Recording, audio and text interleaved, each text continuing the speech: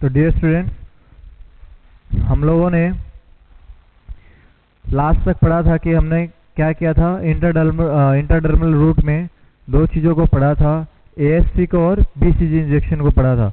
AST क्या है? Antibiotic sensitivity test होता है बच्चों।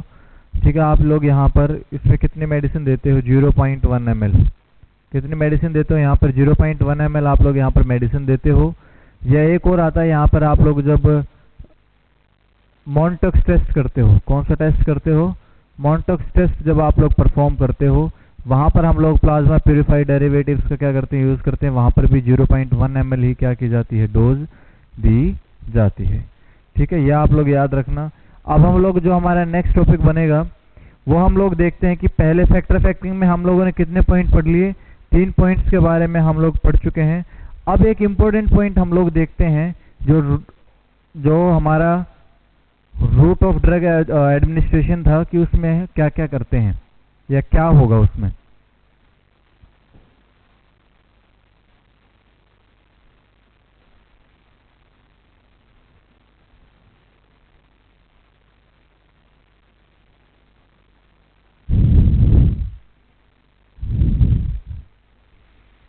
देखो, इम्पोर्टेंट पॉइंट में देखना आप लोग, एक हमारा जो ड्रग एडमिनिस्ट्रेशन का है, एक उसका इम्पोर्टेंट पॉइंट देखना कि I M route is more advance than subcutaneous route. I M route is more, या मैं क्या लिख सकता हूं? Is more important than subcutaneous route in case of effectiveness of any drug। देखो बच्चों कि क्या है, जो हमारा सबकुटेनियस रूट से ज़्यादा इम्पोर्टेंट कौन सा है? इंट्रामस्कुलर रूट होता है। वो क्यों होता है? देखो, बिकॉज, यहाँ पर इसका पॉइंट देखो, because muscles has more blood supply. Muscles has more blood supply and contain some lymphatic supply also। lymphatic supply also। और क्या होता है कि लिम्फेटिक सप्लाई भी हमारे पास क्या होती है? वहां पर होती है। दोनों चीजों को देख करके, लिम्फेटिक सप्लाई जहां पर हो और मसल्स जहां पर हो, क्या है? वहां पर ब्लड सप्लाई होगी। दोनों मिलकर के क्या करते हैं? Fast action. क्या होगा वहां पर? फास्ट एक्शन होगा। ब्लड सप्लाई के साथ जितनी ज्यादा मिक्स होगी ड्रग, उतनी ही बायो अवेलेबल रहेगी। अब भैया मैं क्या बोल सकता हूँ, जो ड्रग की बायो अवेलेबिलिटी है कि ब्लड में कितनी % प्रेजेंट है, तो वो क्या होगी? ज़्यादा होगी। यहाँ पर किसके कंपैरिजन में? सबकुटेनियस के कंपैरिजन में, क्योंकि यहाँ पर मसल्स कैसी हैं? कम, और ब्लड सप्लाई भी क्या है बच्चों? कम। ठीक है, दोनों यहाँ पर रहती हैं। इसलिए मैं क्या बोल सकता हूँ कि यहाँ पर हमारा आईएम इंजेक्शन जो है वो सबकुटेनियस से क्या करता है? ज़्यादा काम करता है। तो मैं बोल सकता हूँ वो सबसे ज़्यादा क्या करता है? आईवी करता है। उसके बाद नंबर आता है आईएम ज़्यादा इफेक्टिव होता है। आईएम के बाद सबकुटेनियस, और सबकुटेनियस के बाद आईडी, और सबसे लास्ट में कौन सा रूट आता है बच्चों? Oral route. लेकिन सबसे ज़्यादा किसको यूज़ करते हैं? ओरल रूट को यूज़ करते हैं। परंतु इसकी जो बायो अवेलेबिलिटी हो कैसी होती है? Less bio availability. Less bio availability, less bio availability, but क्या होते हैं? मोर कन्वीनियंट होता है ये, मोर कन्वीनियंट। ठीक है, लेस बायो अवेलेबिलिटी के बारे में डिस्कस करेंगे, क्यों ओरल कैविटी के बाद के पास लेस बायो अवेलेबिलिटी रहती है। जब हम बायो अवेलेबिलिटी के बारे में पढ़ेंगे वहीं पर हम लोग क्या करेंगे? इसके बारे में डिस्कस करेंगे। जो फोर्थ फैक्टर आएगा बच्चों, जो अफेक्ट करेगा एब्जॉर्प्शन ऑफ ड्रग को, वो कौन सा होता है? Drug drug interaction. क्या होता है? Drug drug interaction.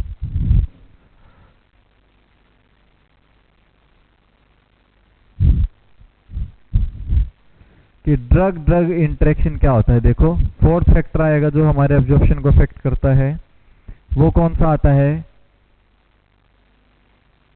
Drug drug interaction.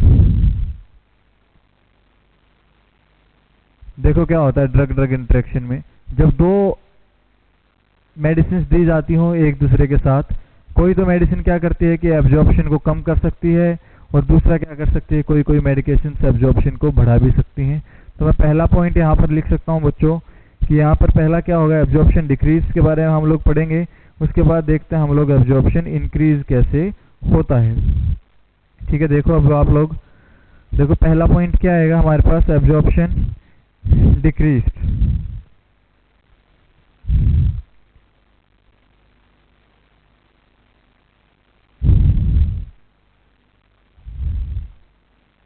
कि एब्जॉर्प्शन कैसे डिक्रीज हो सकता है। देखो अगर आप लोगों ने, देखो मैंने यहाँ पर क्या बोला है कि दो मेडिसिन जब हम लोग साथ में देते हैं तब क्या क्या हो सकता है।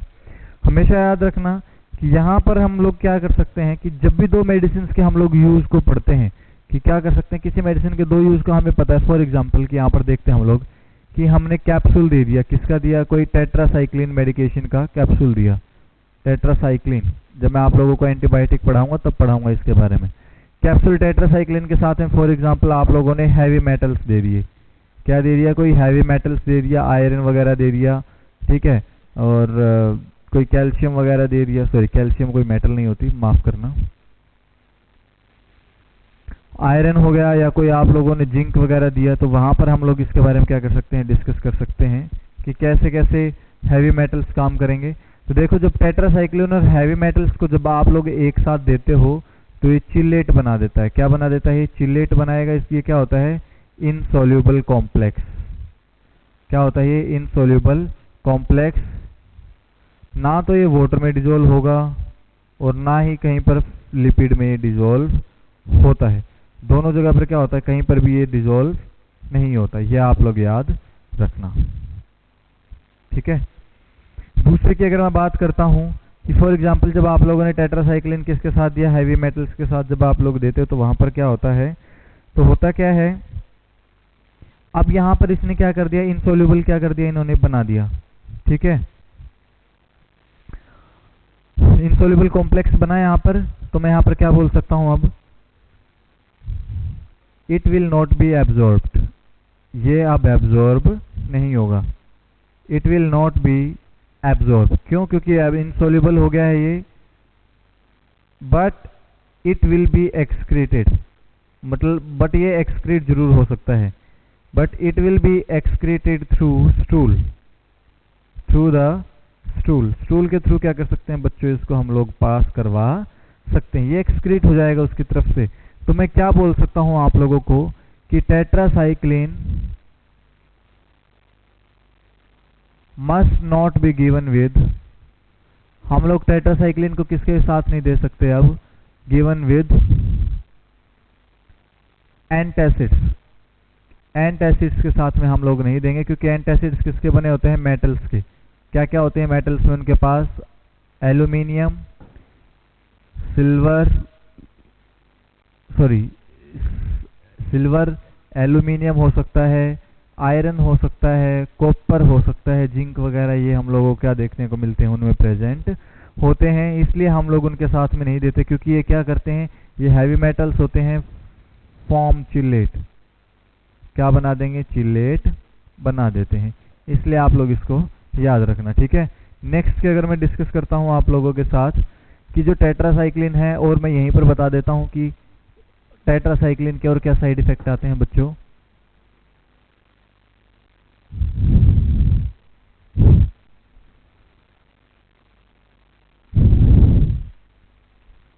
देखो टेट्रासाइक्लिन क्या कॉज करता है, is Contra indicated in, Contra indicated का मतलब है कि नहीं देना, मना किया हुआ है।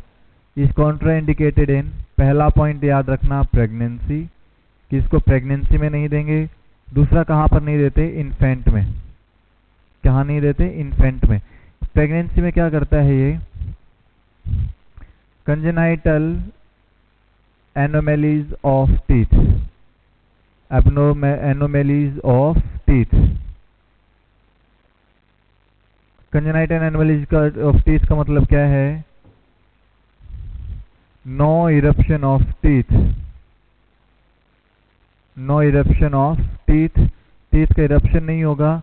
इन्फेंट में मैं क्या बोल सकता हूँ? इन्फेंट का मतलब क्या है कि 0 से लेकर के 12 मंथ तक आप लोगों ने क्या कर दिया उसको, जो बच्चा है इन्फेंट, या मैं फिर 1 मंथ से भी बोल सकता हूँ क्योंकि 0 से 28 डेज का क्या होता है? इन्फेंट न्यूबॉर्न माना जाता है, अर्ली न्यूबॉर्न और लेट न्यूबॉर्न। तो 12 मंथ तक हम लोग पेशेंट को क्यों नहीं देते टेट्रासाइक्लिन? क्योंकि जो हमारा जो प्रोमिनेंट होता है, जो area related to teeth eruption, उसको क्या कर देता है? ब्लॉक द, जो एरिया, कौन सी एरिया को ब्लॉक कर देगा ये? रिलेटेड टू टीथ इरप्शन, जहां से हमारे टीथ क्या होते हैं? इरप्ट होते हैं। जैसे हमारे जो मसूड़े वगैरह होते हैं वहां पर क्या कर देगा? ऐसी सेल्स के डैमेज कर देगा जो हमारे टीथ का क्या करवाती हैं? फॉर्मेशन करवाती हूँ। तो इसलिए हम लोग क्या बोल सकते हैं? इन्फेंट में भी इसको नहीं देना है। या मैं क्या बोल सकता हूँ? थर्ड वन, अडल्ट में क्या कोज करता है ये? Discolouration of teeth. अडल्ट में क्या कर सकता है? Discolouration of teeth. ठीक है, ये आप लोग याद रखना। येलो कलर के कर देते हैं दांतों को, पीले दांत बना देती है ये। ठीक है, ये आप लोग याद रखना। ये तो क्या था कि एब्जॉर्प्शन जब डिक्रीज होता है उसके बारे में हम लोगों ने पढ़ा। नेक्स्ट अगर मैं आप लोगों से बात करता हूँ कि एब्जॉर्प्शन को इंक्रीज भी कर सकती है ड्रग इंटरेक्शन। कैसे करती है एब्जॉर्प्शन को इंक्रीज? बहुत बार ये क्वेश्चन पूछा गया है एब्जॉर्प्शन को इंक्रीज करने वाला। देखो, अब ध्यान से सुनना आप लोग कि एब्जॉर्प्शन कैसे इंक्रीज हो सकता है। बच्चों ध्यान से देखना कि आप लोग अगर आयरन है, क्या करते हो? अगर आयरन है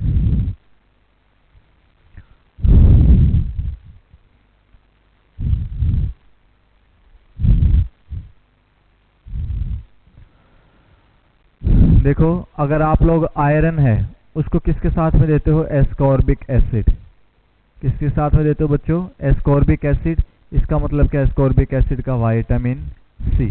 क्या मतलब होता है इसका? विटामिन सी इसका मतलब होता है। अगर जब आप लोग देते हो इसको तो ये क्या करता है? इसकी एब्जॉर्प्शन को इंक्रीज कर देता है। Increase the absorption of iron, increase the absorption of iron. देखो बच्चों, कैसे करता है ये एब्जॉर्प्शन आयरन के इंक्रीज को? एब्जॉर्प्शन की कैसे फास्ट एब्जॉर्प्शन होगा इसका? यहाँ पर एक रीजन आता है हमारे पास कि जो है, जो हम आप सबको मैंने आई थिंक ब्लड में एक पढ़ाया था, जब आयरन का रीयूज कैसे होता है। देखो, जब हम आयरन को देते हैं ना बच्चों, तो आयरन को हम लोग Fe+3 की फॉर्म में देते हैं। किसकी फॉर्म में देते हैं? Fe+3 की फॉर्म में। जो विटामिन सी है ये क्या करता है? Change Fe+3 into Fe+2 form, Fe+2 form में चेंज कर देगा। मतलब मैं क्या बोल सकता हूँ? देखो, यहाँ से एक इम्पोर्टेंट चीज आप लोग याद रखना। इसका मतलब क्या होता है? जो Fe3 था ये तो क्या होता है बच्चों? फेरिक। और ये कैसा होता है? Ferrous iron. मतलब हमने क्या, किस फॉर्म में यूज होता है हमारा? फेरस फॉर्म में यूज होता है, mostly used inside our body. ये हमारी बॉडी में मोस्टली यूज होगा। तो मैं क्या बोल सकता हूँ बच्चों? देखो, अब यहाँ पर आप लोगों को शायद क्लियर दिख रहा होगा। ये माफ करना, फिर से मैंने ग्रीन पेन से लिख दिया। आई थिंक ये दिख रहा है क्लियर। ठीक है, हमारी बॉडी में क्या होगा? फेरस के फॉर्म में ज्यादातर यूज होगा। जब विटामिन सी ने Fe+3 को क्या कर दिया? Fe+2 में चेंज कर दिया। जो ये जो फेरिक थी ये क्या होता है? Not used efficiently. इसको ज्यादा अच्छे से हमारी बॉडी यूज नहीं कर पाती है। तो विटामिन सी ने क्या कर दिया? चेंज कर दिया आयरन को। तो इसलिए क्या हो गया? एब्जॉर्प्शन इंक्रीज हो गया। तो मैं यहाँ पर लिख सकता हूँ, सो दैट्स वाई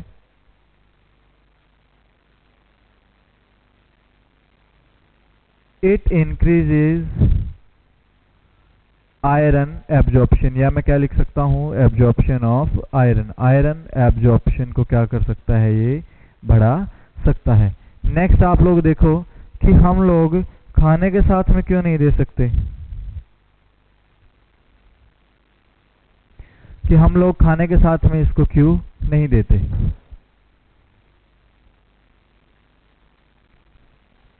या मैं एक मेडिसिन का और एग्जांपल बताता हूँ आप लोगों को कि जैसे आयरन प्लस एस्कॉर्बिक एसिड हम लोगों ने दिया, यहाँ से तो क्या हो गया कि इसका एब्जॉर्प्शन इंक्रीज हुआ है।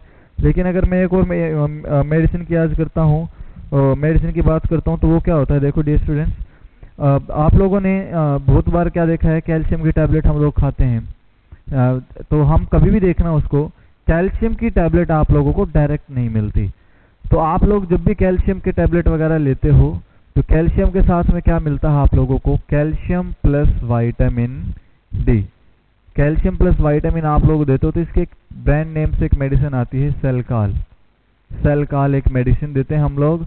यहाँ पर आप लोग क्या देखते हो, जिसका रीनल ट्रांसप्लांट हो रखा हो, क्या हो रखा हो, किसी का रीनल ट्रांसप्लांट हो, ऑस्टियोपोरोसिस की किसी को कंडीशन हो, ऑस्टियोपोरोसिस किसी को हो रखा हो, डीएम किसी को हो, ठीक है, या फिर दूसरा मैं क्या बोल सकता हूँ, डिक्रीज्ड कैल्शियम इन बोन, मतलब ये कुछ हद तक कुछ कम हो जाए, ठीक है, कुछ भी रीजन हो सकता है। फॉर एग्जांपल की ऑस्टियोआर्थराइटिस की कंडीशन में भी इसको हम लोग क्या कर सकते हैं, दे सकते हैं, ठीक है। पोस्ट रीनल ट्रांसप्लांट के केसेस में हम लोगों ने दे दिया, या फिर किसी पेशेंट को अभी कोई रीनल डिजीज चली रही हो, रीनल डिजीज को भी हम लोग क्या कर सकते हैं, दे सकते हैं। रीनल डिजीज किसी को हो, या फिर रेस्पिरेटरी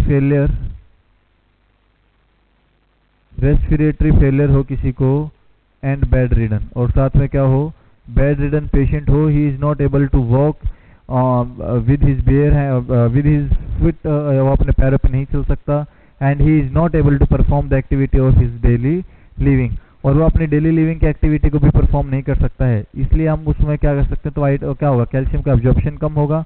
जब कैल्शियम का एब्जॉर्प्शन कम होता है तो वहाँ पर हम लोग क्या करना पड़ता है, कैल्शियम प्लस विटामिन डी के वहाँ पर सप्लीमेंट उनको देने की रिक्वायरमेंट रहती है।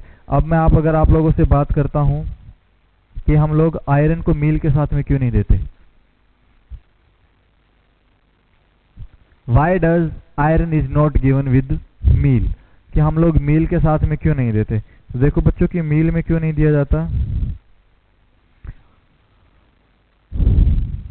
आयरन को खाने के साथ में क्यों नहीं दिया जाता। मील्स का मतलब क्या होता है, जो वेगन डाइट होती है ना हमारे पास, जो वेजिटेरियन होते हैं, अब वेगन डाइट के पास क्या होता है बच्चों, मोर फाइबर्स, क्या होंगे, फाइबर्स ज्यादा होंगे। अगर आप लोगों ने आयरन दे दिया किसके साथ में, मोर फाइबर्स के साथ में, तो क्या हो जाएगा, यहाँ पर एक्सक्रीशन तो इंक्रीज हो जाता है, एक्सक्रीशन तो क्या हो जाएगा, इंक्रीज हो जाएगा, बट एब्जॉर्प्शन क्या हो जाएगा, बिल्कुल कम हो जाएगा, but absorption will be decreased. अब आपने बोल दिया कि सर आप मील के साथ नहीं दे सकते, तो फिर हम इसको जूस के साथ क्यों देते हैं। तो क्या एक क्वेश्चन ये बनता है, अगर हम इसको खाने के साथ में नहीं देते, अगर हम इसको खाने के साथ में नहीं देते, तो क्या हम इसको एम्प्टी स्टमक दे सकते हैं क्या। तो मैं लिख सकता हूं यहाँ पर, iron should also not be given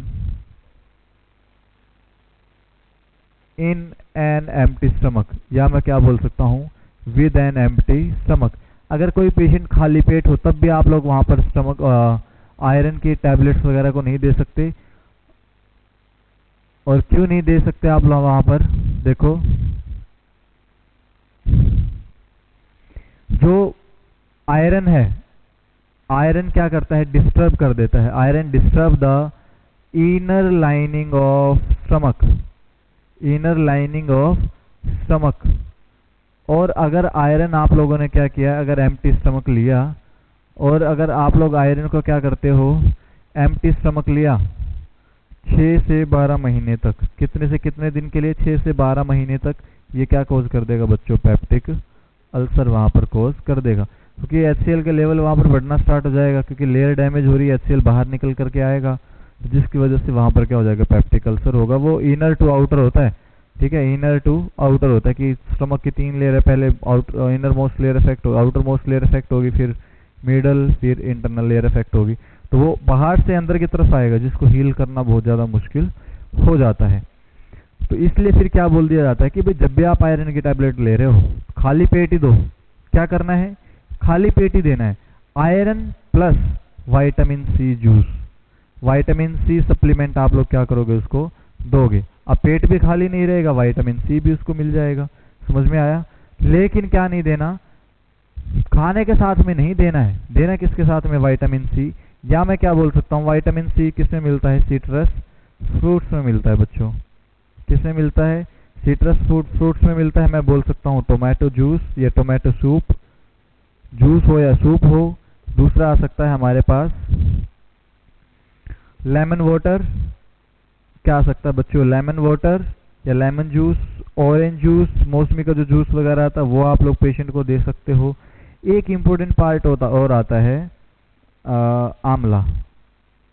क्या आता है, आंवला का जो जूस होता है, ये सिर्फ आप लोग 10 से 15 ml ही लेना, बाकी आप लोग अपनी मर्जी से ले सकते हो, लेकिन आंवला 10 से 15 ml ही लेना। अदरवाइज ये क्या करेगा, आपके सॉफ्ट टिश्यूज को डैमेज कर देगा, क्योंकि खट्टा बहुत होता है इसमें। अम्लीय, हम लोग क्या बोलते हैं, अम्ल, एसिडिक नेचर इसका बहुत ज़्यादा हैवी होता है, तो हमारी ओरल कैविटी को क्या कर सकता है, डैमेज कर सकता है। 10 to 15 ml ही लेना सिर्फ आंवला जूस, ठीक है, या आप लोग इसको याद रखना। ठीक है, आंवला को वैसे क्या बोलते हैं हम लोग, गूसबेरी। इंग्लिश में क्या बोलते हैं इसको, गूसबेरी। अगर कहीं पर लिखा मिले तो मुझे मत बोलना कि सर आपने नहीं बताया, आंवला को क्या बोलते हैं, गूसबेरी। ठीक है, नेक्स्ट अब आप लोग देखो। अच्छा, ये होता क्यों है कि भाई मोर फाइबर है तो आयरन एक्सक्रीट क्यों हो जाएगा। हाँ, मोर फाइबर जो होता है ये क्या करता है, जीआई मोटिलिटी को बढ़ा देता है। जीआई मोटिलिटी का मतलब क्या है, पेरिस्टाल्टिक मूवमेंट को फास्ट कर देगा। जितनी ज़्यादा पेरिस्टाल्टिक मूवमेंट फास्ट होगी, जितनी ज़्यादा पेरिस्टाल्टिक मूवमेंट आगे की तरफ फास्ट होती जाएंगी, तो क्या हो जाएगा, स्टूल आगे, सॉरी जो वेस्ट था वो आगे की तरफ क्या चला जाएगा, और उसमें आयरन भी मिक्स होगा, तो वो आगे की तरफ मूव आउट करेगा और जल्दी से पास आउट हो जाएगा। ठीक है, नेक्स्ट की अगर मैं बात करता हूँ बायो अवेलेबिलिटी की, किसकी बात करते हैं बच्चों, बायो अवेलेबिलिटी की।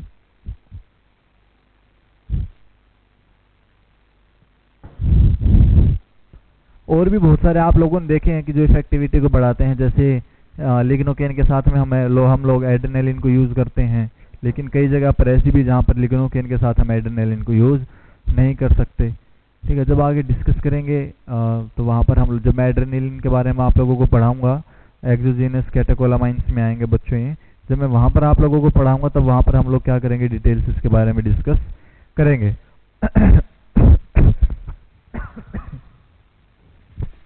अब नेक्स्ट देखो आप लोग बायो अवेलेबिलिटी की। बायो अवेलेबिलिटी क्या है, देखो हमारे कितने पास देखो कितने पॉइंट हो गए हमारे पास, 4 पॉइंट अभी तक हो चुके। पहला नेचर ऑफ ड्रग, दूसरा nature of environment of surface area, third one क्या है हमारा, रूट ऑफ ड्रग एडमिनिस्ट्रेशन, और फोर्थ वन कौन सा है बच्चों, हमारा ड्रग इंटरेक्शन आता है। फिफ्थ पॉइंट जो आता है वो हमारा क्या आएगा, बायो अवेलेबिलिटी। फिफ्थ पॉइंट क्या आता है, फिफ्थ पॉइंट क्या आता है, बायो अवेलेबिलिटी। ठीक है, देखो होता क्या है, अब जहां पर आप लोग ध्यान देना,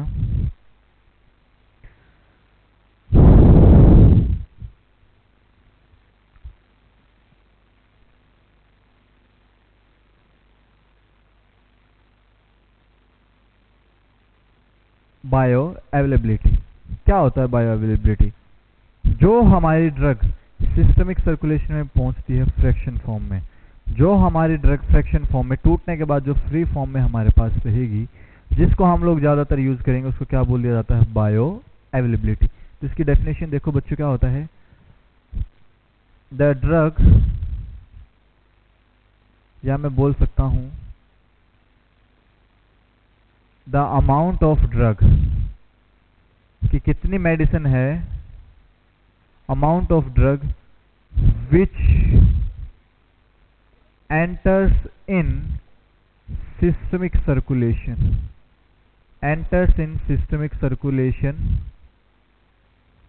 the amount of drug which enters in systemic circulation in fractional form, in fractional form, उसको क्या बोल दिया जाता है बच्चों, बायो अवेलेबिलिटी।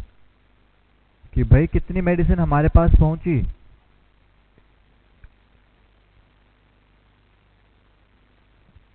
कि कितनी मेडिसिन हमारे पास अवेलेबिलिटी। ठीक है, स्पेलिंग अवेलेबल,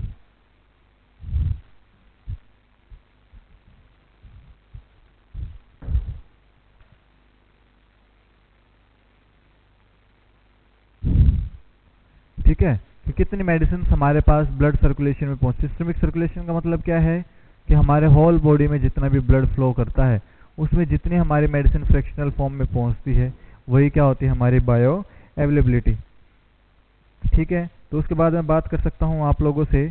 आपने एक इम्पोर्टेंटली एक मेडिसिन पढ़ी, एक पॉइंट देखा आपने, सॉरी मेडिसिन बोल रहा हूँ, आप लोगों ने एक वर्ड देखा यहाँ पर फ्रैक्शनल फॉर्म। क्या देखा आप लोगों ने? Fractional form. देखो फ्रैक्शनल का फॉर्म का मतलब क्या होता है? It means unchanged form of drug. It means unchanged form of drug. मतलब जिस वे में किसी कंपनी ने जो दवाई बनाई है, जो केमिकल्स हमारे लिए बनाए हैं कि पेशेंट को क्या करता हो, रिकवर करने में क्या करे, हेल्प करे, उसी फॉर्म में ड्रग क्या होगी, काम आएगी। ठीक है, इसलिए मैंने क्या बोल दिया कि अनचेंज्ड फॉर्म में ही वो ड्रग ब्लड में अवेलेबल होनी चाहिए, जिसकी वजह से हमारे जो सिम्टम्स वगैरह हैं वो क्या हो सके, ट्रीट हो सके। ठीक है, ये क्या होता है बायो अवेलेबिलिटी, इसको हम लोग बोलते हैं। अब नेक्स्ट देखो आप लोग कि जो हमारा फैक्टर हैं वो क्या क्या अफेक्ट करते हैं। और बायो अवेलेबिलिटी का मतलब मैं बताना भूल गया, माफ करना। Biological available medicine. Biologically available medicine, मान लो देखो क्या होता है, देखो क्या मतलब है बायोलॉजिकल अवेलेबिलिटी मेडिसिन का। मान 500 mg का पैरासीटामोल दिया आप लोगों ने, उसमें से 250 mg क्या हुआ, अनचेंज फॉर्म में ट्रांसफर हो गया हमारे ब्लड में, वही क्या होगी 250 mg यूज होगी, उसी को क्या बोल दिया, बायो अवेलेबिलिटी बोल दिया।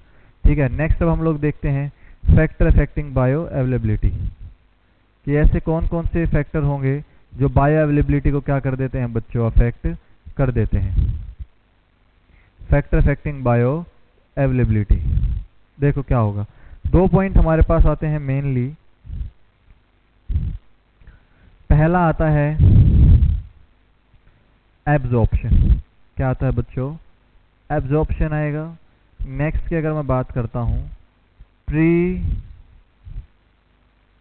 मेटाबॉलिक, सॉरी माफ करना गलत वर्ड लिखा गया है, ये pre systemic metabolism. Pre systemic metabolism. अब यहां से आप लोग इसको बहुत अच्छे से समझना। देखो होता क्या है, मान लो मैंने कोई टैबलेट दी, क्या किया मैंने, कोई टैबलेट दी और वो क्या कर गई, फॉर एग्जांपल कि मैंने 100 ml को क्या किया था, सॉरी ml में तो आती नहीं टैबलेट, mg में लिख लो। फॉर एग्जांपल कि मैंने कोई क्या दिया था, 100 mg कोई टैबलेट दी थी। अगर मैंने कोई 100 mg की टैबलेट दी है और वो 80 mg क्या हो गई, एब्जॉर्ब हो गई। एब्जॉर्ब होने के बाद बच्चों कहाँ जाती है, ये सिस्टमिक सर्कुलेशन में जाएगी। कहाँ जाएगी, ये सिस्टमिक सर्कुलेशन में जाएगी। अब देखो अगर एब्जॉर्प्शन ज्यादा हो रहा है, क्या हुआ, अगर एब्जॉर्प्शन ज्यादा हुआ तो सिस्टमिक सर्कुलेशन में भी क्या होगी, ज्यादा ही जाएगी। तो मैं क्या बोल सकता हूं, जितना ज्यादा एब्जॉर्प्शन होगा उतनी ही पेशेंट में मेडिसिन की बायो अवेलेबिलिटी भी क्या होती है, बहुत ज्यादा होती है। क्यों होती है ऐसी बच्चों, ध्यान से सुनना कि भाई एब्जॉर्प्शन अगर इतना हो गया तो इतनी तो फ्री फॉर्म में अवेलेबल रहेगी, अनचेंज्ड फॉर्म में भी कितनी रही, 80 mg रही है। डायरेक्ट हम लोग क्या करेंगे, यूज करेंगे बायो अवेलेबिलिटी। अगर एब्जॉर्प्शन बढ़ेगा, जितना ज्यादा एब्जॉर्प्शन होगा ब्लड में उतना ही क्या रहेगा, इसका अवेलेबिलिटी रहेगी मेडिसिन की। जितना ज्यादा कम एब्जॉर्प्शन होगा उतनी ही क्या होगी, बायो अवेलेबिलिटी कम होगी। तो मैं लिख सकता हूं अगर एब्जॉर्प्शन ज्यादा हुआ, क्या हुआ, अगर एब्जॉर्प्शन ज्यादा होगा तो उसकी वजह से क्या हो सकता है, हमारा जो बायो अवेलेबिलिटी है बच्चों वो भी क्या होगी, ज्यादा होगी। ठीक है, ये तो पहला पॉइंट हुआ। अगर मैं बोलता हूं इफ एब्जॉर्प्शन, अगर एब्जॉर्प्शन क्या होता है, कम होता है, देन जो हमारे पास बायो अवेलेबिलिटी होगी वो भी क्या होती है बच्चों, कम होगी। ये आप लोग मोस्ट इंपोर्टेंटली इस क्वेश्चन को याद रखना। नेक्स्ट अब मैं अगर आप लोगों से बात करता हूं कि ये तो क्या हो गया, हमारा एब्जॉर्प्शन हुआ। एब्जॉर्प्शन के बारे में हम लोगों ने पढ़ लिया। अब बात करते हैं प्री सिस्टमिक मेटाबॉलिज्म के बारे में, कि भाई प्री सिस्टमिक मेटाबॉलिज्म है वो कैसे अफेक्ट करता है।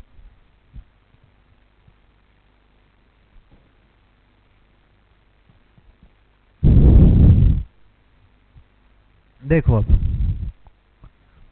दूसरा पॉइंट क्या आता है, प्री सिस्टमिक मेटाबॉलिज्म। दिख रहा है आप लोगों को, प्री सिस्टमिक मेटाबॉलिज्म।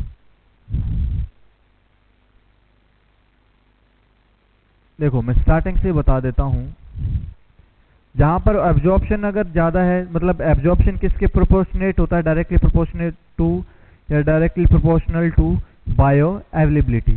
एब्जॉर्प्शन बढ़ा, बायो अवेलेबिलिटी ज्यादा हो जाएगी ब्लड में, क्योंकि ब्लड में एब्जॉर्प्शन क्या हुआ, ड्रग का ज्यादा हुआ है। जैसे ब्लड में ड्रग कम जाएगी उतनी बायो अवेलेबिलिटी कम रहेगी। लेकिन अगर बात करते हैं प्री सिस्टमिक एब्जॉर्प्शन की, यहां पर मैं डायरेक्ट एक वर्ड लिखता हूं आप लोगों के सामने, बायो अवेलेबिलिटी अगर ज्यादा होगी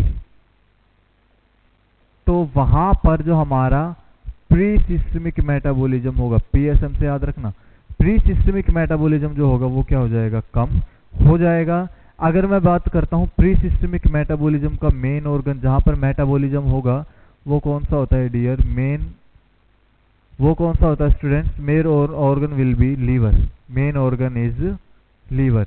इसको आप लोग याद रखना कि मैंने क्यों बोला कि मेन ऑर्गन लीवर ही होता है। देखो अब एग्जाम्पल के साथ समझना आप लोग, एब्जॉर्प्शन का पढ़ लिया हम लोगों ने, अब आप लोग देखना प्री सिस्टमिक मेटाबॉलिज्म का कि कैसे होगा। देखो होता क्या है,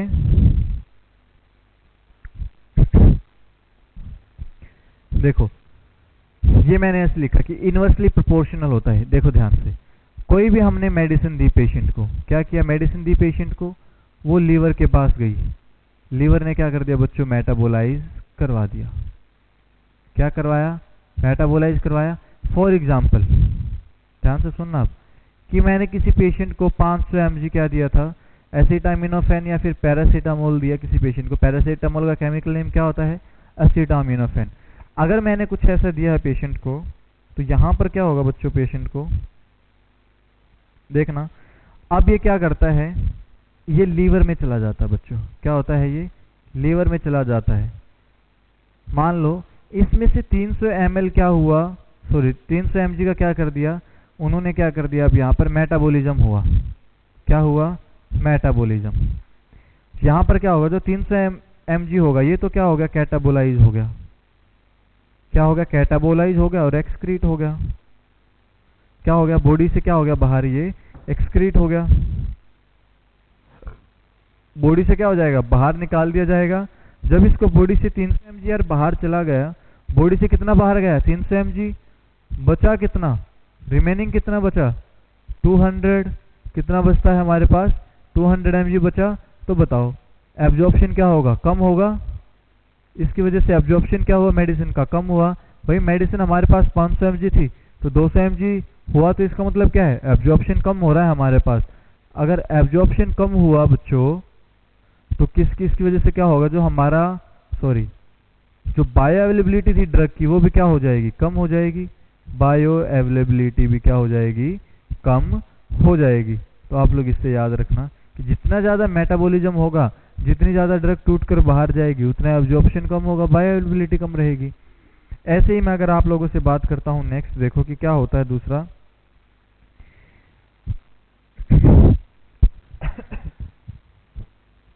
देखो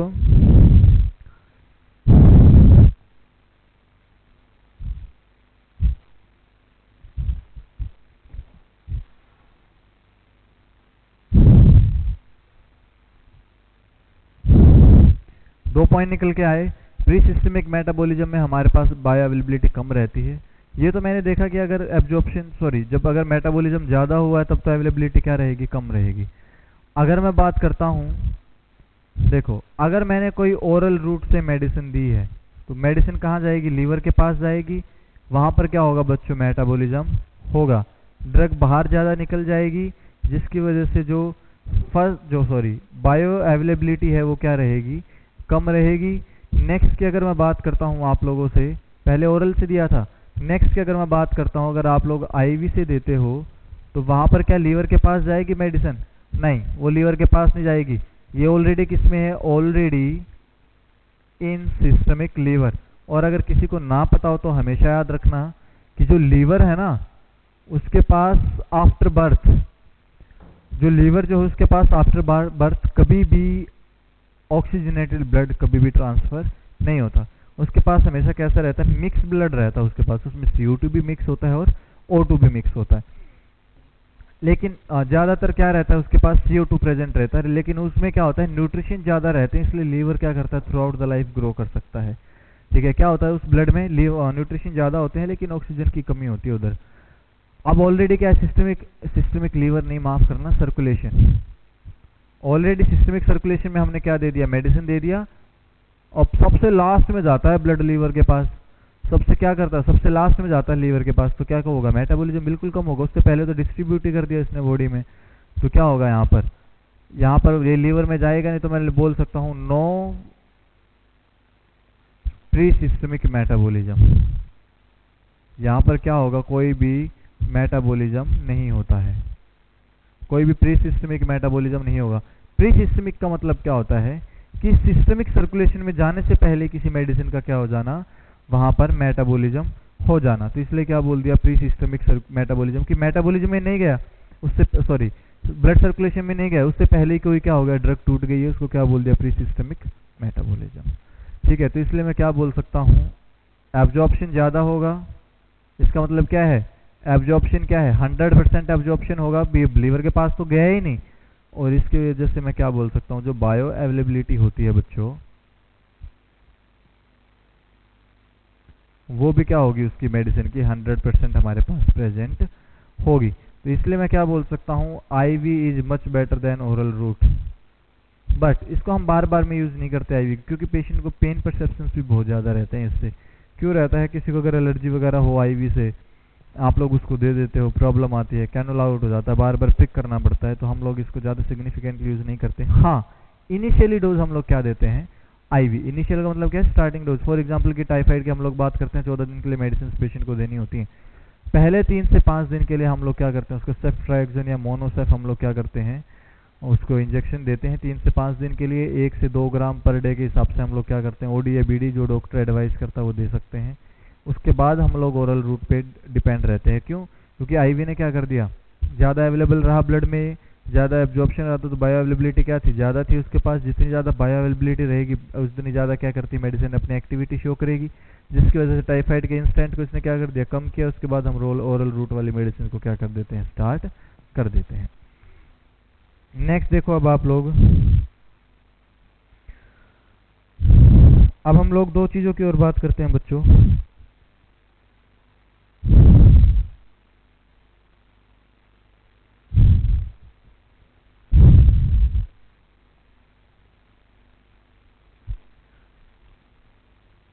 कि और ऐसा क्या देखते हो आप लोग कि भाई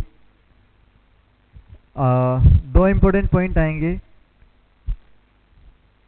कि कौन से रूट के पास लेस अवेलेबिलिटी रहती है और किसके पास ज़्यादा अवेलेबिलिटी रहती है। ओरल रूट की अगर हम लोग बात करते हैं बच्चों, यहाँ पर क्या होता है, फर्स्ट पास मेटाबॉलिज्म ऑर्गन कौन सा होता है, फर्स्ट पास बोलो बच्चों, या फिर आप लोग क्या कर सकते हो, फर्स्ट पास मेटाबॉलिज्म बोलो या प्री सिस्टमिक सर्कुलेशन बोलो।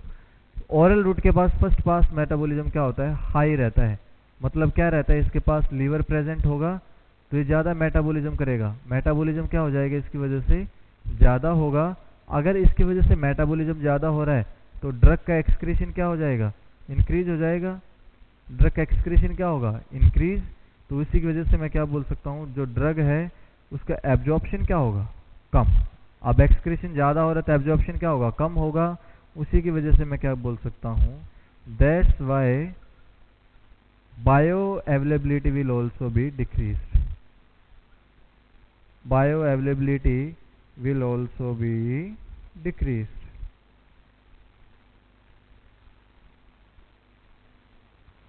Bioavailability will also be decreased. और मिनिमम अवेलेबिलिटी किसके पास रहती है, मिनिमम अवेलेबिलिटी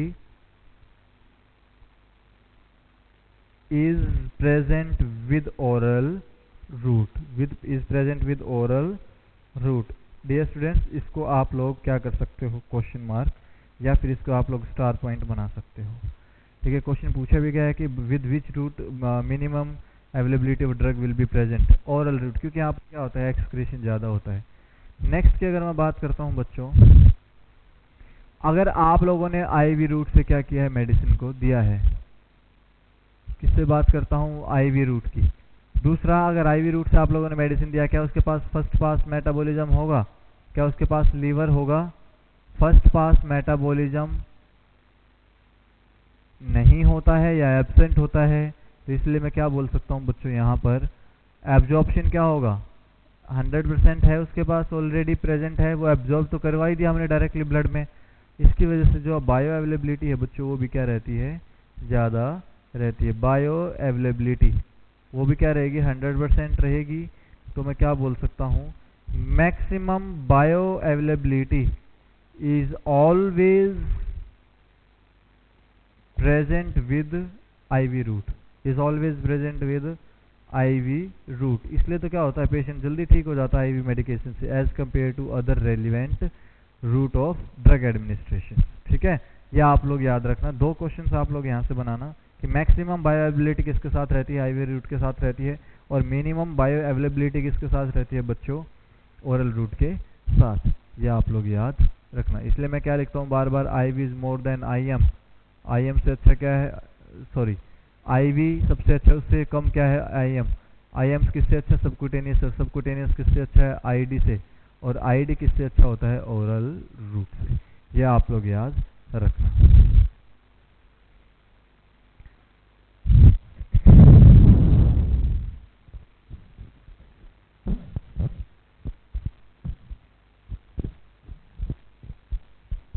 अब देखो आप लोग, जो हमारी ड्रग्स हैं उसका एब्जॉर्प्शन कैसे कैसे होता है बच्चों। देखो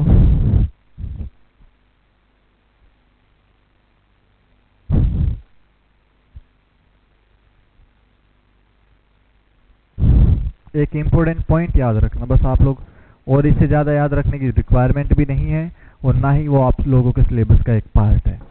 ठीक है, देखो अब क्या रहता है, मैं बोलता हूं कि हम लोग कैसे आइडेंटिफाई करेंगे कि जो अनआयनाइज्ड ड्रग है या जो आयनाइज्ड ड्रग है वो ज़्यादा एब्जॉर्ब होती हैं। ठीक है, मैंने आप लोगों को पहले समझा दिया कि जो एब्जॉर्प्शन है ड्रग्स का वो किससे ज़्यादा होता है, अनआयनाइज्ड फॉर्म का कितनी बार ज़्यादा रहता है आयनाइज्ड फॉर्म से, 3 बार। अगर मैं आयनाइज्ड को देखता हूँ तो अनआयनाइज्ड से सिर्फ 1 ही बार ज़्यादा रहता है, और वो भी कहाँ पर, एसिडिक मीडियम। अगर एसिडिक नेचर की मेडिसिन देते तो आप लोग कहाँ पर, इंटेस्टिन के बेसिक मीडियम में, वहाँ पर सिर्फ 1 ही बार इंटेस्टिन जो आयनाइज्ड फॉर्म की ड्रग वो अनआयनाइज्ड से क्या होती है, ज़्यादा एब्जॉर्ब होती है। अदरवाइज क्या रहती है, ज़्यादातर एब्जॉर्ब अनआयनाइज्ड रहती हैं आयनाइज्ड के कंपेरिजन में। दूसरा अगर मैं बात करता हूँ बच्चों, एक मेडिसिन आती है हाइड्रोफिलिक, हाइड्रोफिलिक, या इसको मैं क्या बोल सकता हूँ, लिपोफोबिक। लिपोफोबिक, हाइड्रोफोबिक का मतलब क्या है, जो पानी के साथ क्या करती हो, एफिनिटी शो करती हो या लव शो करती हो, लव एफिनिटी या लव अट्रैक्शन शो करती हो। लिपोफोबिक का मतलब क्या है, जो क्या करती हो, लिपिड से फोबिया शो करती हो। लिपिड से क्या होता है, किसी को अगर फोबिया होता हो। दूसरी जगह पे अगर मैं लिखता हूँ, दूसरी मेडिसिन आती हैं बच्चों, इसका मतलब क्या होगा, लिपोफोबिक। वो हाइड्रोफिलिक का मतलब क्या है कि वाटर के साथ तो एफिनिटी शो करेगी, लेकिन लिपिड के साथ क्या करती है, फोबिया। मतलब लिपिड में डिजोल्व नहीं होगी, किसके साथ डिजोल्व होगी, वाटर के साथ। इसलिए इसका दूसरा नाम क्या दे दिया, हाइड्रोफिलिक का नाम लिपोफोबिक। अब मैं नेक्स्ट बात करता हूँ दूसरी तरफ, एक आता है लिपोफिलिक। क्या आता है बच्चों, लिपोफिलिक। लिपोफिलिक का मतलब क्या है, लिपिड सोल्यूबल बोलो, या फिर मैं क्या बोल सकता हूँ, लिपिड में क्या करता है, लिपिड के साथ क्या करती है medicine show, affinity. Lipophilic medicine क्या करती हैं, लिपिड के साथ एफिनिटी शो करेंगी। इसी का एक दूसरा नाम बोल दिया जाता है बच्चों, हाइड्रोफोबिक। हाइड्रोफोबिक मतलब क्या करती हैं, fear of water. Fear of water बोलो,